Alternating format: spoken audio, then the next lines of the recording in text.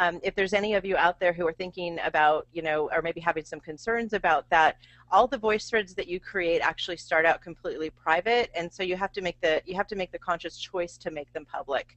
And there's a range of Right. different share settings you can choose from. So if you prefer to keep your voice threads completely secure, it's very simple. If you have an upgraded account, you can't do it with a free account, but if you have an upgraded account, um, what you can do is just set up a group for your students, have your students join that group, and then share the voice threads with that group, and they are the only ones who are going to see them and have access to each other's comments. So that's another way to share in a more private manner.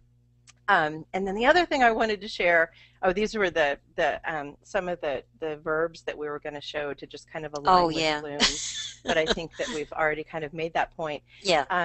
A lot of times we don't think about the affective domain. I mean, Bloom's actually has 3 domains. It has the cognitive, the affective, and the psychomotor domain.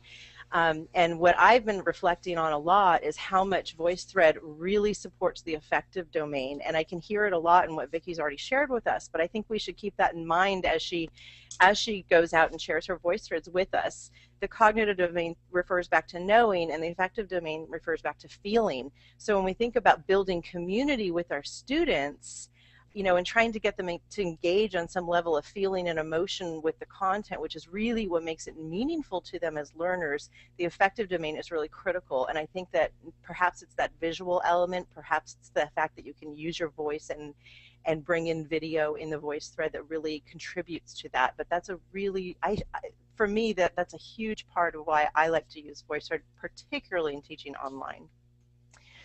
So with that said, Vicki, I am going to go ahead and stop sharing my screen and Okay. let us get to the really exciting stuff here.